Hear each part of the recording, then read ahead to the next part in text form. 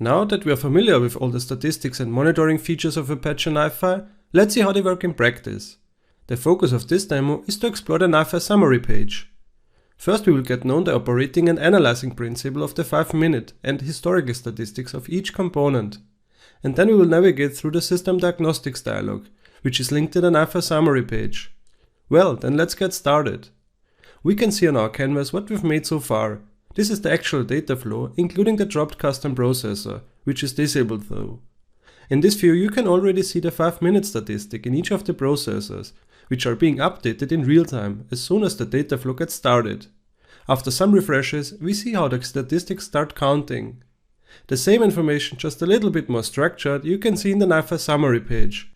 Here you can see all processors at a glance, and it allows you to apply name or type filters. The name filter is especially useful if you have applied proper naming conventions. This is wise to do in a production environment. First you get listed all the processors, but you can browse the other kind of components in the different tabs.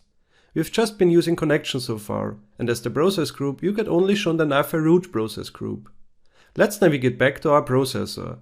For instance, take a look at the read-write counters of the query record processor. You can see it reads much more than it writes, due to the elimination of the duplicates. In this list you can further open the processor's details dialog, and could make changes if the processor wouldn't be active right now. And then to the right, you can open the status history dialog of each processor. This option opens a new dialog that shows us the historical view of the statistics that are rendered for this component. Per default the last 24 hours, but you can change this value. Currently we have been getting informed that there is still insufficient history available, since we have just started the data flow.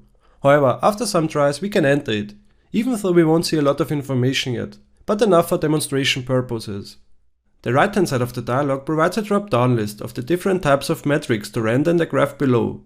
This graph basically shows the last 24 hours, but it also allows you to select a specific time range to analyze in a more detailed manner by dragging a rectangle over the graph. Remember, all this information is lost as soon as NiFi gets restarted. And finally the system diagnostics window, which you can open in the lower right corner. The view is split up into 3 different tabs.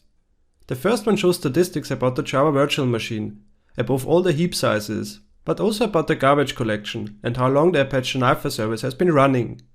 The System tab shows you the available cores and the usage of the different repositories. In the last tab you can find system related properties such as the NiFi, Java and operating system type and version.